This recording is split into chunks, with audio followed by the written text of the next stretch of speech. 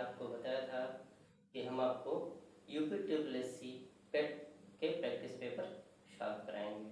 तो UP triple S C पेट का पहला प्रैक्टिस सेट हम आपको सॉल्व कराने जा रहे हैं। इसमें मेरा सेक्शन ये है हिस्ट्री। हिस्ट्री में इंडियन हिस्ट्री से आपके 5 क्वेश्चन आएंगे और भारतीय राष्ट्रीय आंदोलन जो इंडियन नेशनल मूवमेंट है वहाँ से 5 क्वेश्चन आएंगे।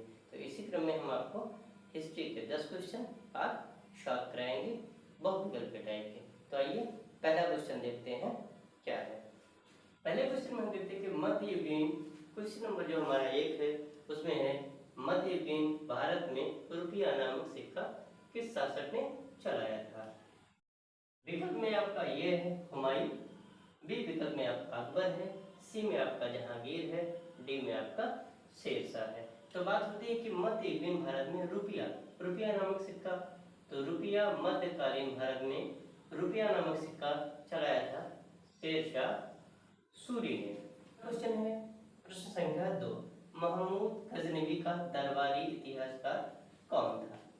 इसमें विकल्प है आपका number A Hasan Nizami, number B Utbi, number C Firdausi, number D चंद्रप्रभाई।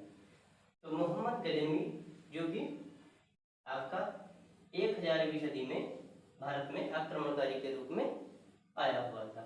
इसके समय में इसके साथ साथ उतबी, फिरदौसी और अकबरनी 3 जो विद्वान थे वो इनके साथ साथ में आए थे। लेकिन यहाँ बात हो रही है दरबारी इतिहासकार की। तो जब यहाँ दरबारी इतिहासकार की बात होगी तो इसका जो दरबारी इतिहासकार था वह था उतबी।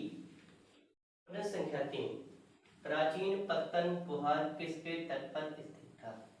प्राचीन पत्तन पुहार किसके तट पर स्थित था। Number A Tamraparni, number B Kaveri, number C Periyar, number D Vaigai.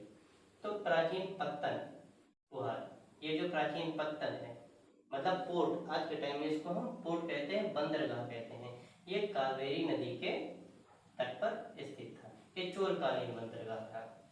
प्रश्न संख्या 4, महावीर स्वामी को किस नदी के तट पर ज्ञान प्राप्त हुआ था।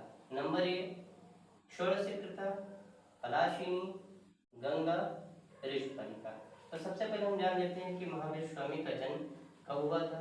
महावीर स्वामी का जन्म 540 ईसा पूर्व वैशाली के कुंडा ग्राम में हुआ था। इनके पिता का नाम सिद्धार्थ था और इनके माता का नाम त्रिशला था। 30 वर्ष की आयु में घर से बाहर निकले थे तपस्या करने के लिए और 42 वर्ष की अवस्था में इन्हें ऋषिपालिका नदी के तट पर ज्ञान की प्राप्ति हुई थी। प्रश्न संख्या 5, राख का टीला निम्न में से किस नौपाषाणी स्थल से संबंधित है। राख का टीला किस नौपाषाणी स्थल से संबंधित है। Number 1 Budhihar, number 2 Shanganpallu, number 3 Koradiva, number 4 Brahmagiri. तो राख का टीला आपके संगनकल्लू से संबंधित है। यह एक नौपाषाणी स्थल है जो कि कर्नाटक में स्थित है। विद्वानों ने बताया था कि जानवरों के मल मूत्र इकट्ठा करके वहां आग लगा दी गई थी, इसलिए राख के टीले बन गए थे। कोरडीवा जो आपका है वह इलाहाबाद के पास बेलन नदी के तट पर है। यहाँ से चावल की भूसी के साक्ष्य मिले हैं। प्रश्न संख्या 6, किस अधिनियम के द्वारा भारत में प्रथम बार चुनाव प्रारंभ हुआ था। नंबर ए भारतीय परिषद अधिनियम 1861, नंबर 2 बी भारतीय परिषद अधिनियम 1892, नंबर सी भारतीय परिषद अधिनियम 1909, नंबर डी भारतीय परिषद अधिनियम 1919। तो क्या है कि प्रथम बार चुनाव प्रारंभ किस अधिनियम के तहत हुआ था। तो ये प्रथम बार जो चुनाव प्रारंभ हुआ था वो 1892 के अधिनियम के तहत प्रारंभ हुआ था। इस समय की जो चुनाव की प्रणाली थी वो अप्रत्यक्ष चुनाव प्रणाली थी। प्रश्न संख्या 7, गांधी जी के नमक सत्याग्रह का एकमात्र उद्देश्य क्या था। विकल्प ए नमक कानून को निरस्त करना, सरकार की सत्ता की कटौती, आम लोगों के लिए आर्थिक राहत या पूर्ण स्वराज्य। नमक कानून को निरस्त करना, गांधी जी के नमक सत्याग्रह का एकमात्र जो उद्देश्य था वो यह था कि नमक कानून को निरस्त किया जाए, क्योंकि नमक उस समय व्यक्ति के रोज रोजमर्रा जिंदगी के लिए बहुत जरूरी था। तटीय क्षेत्र में नमक पर कर लगा दिया जाता था और लोगों को नमक बनाने नहीं दिया जाता था। प्रश्न 8, इंडियन होम रूल सोसाइटी स्थापित हुई थी?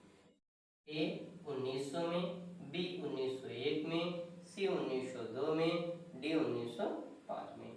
तो इंडियन होम रूल सोसाइटी की स्थापना श्यामजी कृष्ण वर्मा ने 1905 में की थी, लंदन में किया था।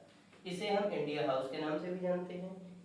श्यामजी कृष्ण वर्मा ने इंडियन सोशियोलॉजिस्ट नामक एक पत्र का प्रकाशन भी किया था। प्रश्न संख्या 9, कांग्रेस के किस अधिवेशन में 1905 में बंगाल में स्वदेशी तथा बहिष्कार आंदोलन चलाने का समर्थन किया गया? Number A Calcutta, B Belgaum, C Karachi, D Banaras. तो सबसे पहले हम जान लेते हैं कि बंगाल का विभाजन जो हमारा शुरू हुआ था वह 19 जुलाई 1905 में बंगाल के विभाजन की घोषणा हो गई थी। लेकिन बंगाल का विभाजन जो प्रभावी हुआ था वो 16 अक्टूबर 1905 में प्रभावी हुआ था। इसी के विरोध में बनारस अधिवेशन में जिसकी अध्यक्षता गोपाल कृष्ण गोखले ने की थी, उन्होंने स्वदेशी तथा बहिष्कार आंदोलन का समर्थन किया था। प्रश्न संख्या 10, राज्यों के विलय और हड़प की नीति किसने अपनाई? राज्यों के विलय और हड़प की नीति किसने अपनाई? विकल्प ए लॉर्ड डलहौजी, विकल्प बी लॉर्ड कैनिंग, विकल्प सी लॉर्ड विलियम बेंटिंग, विकल्प डी लॉर्ड बेलीज। इसका आंसर आपका होगा कि विलय और हड़प की नीति लॉर्ड डलहौजी ने अपनाई।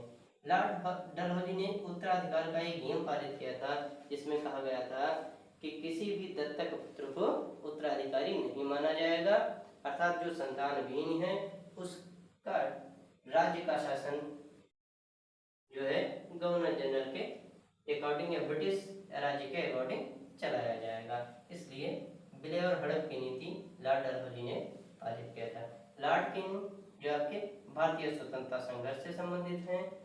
लॉर्ड विलियम बेंटिंग इन्होंने सती प्रथा का अंत किया था। लॉर्ड बेलीज इन्होंने सहायक संधि की थी। चलिए आज इतिहास के 10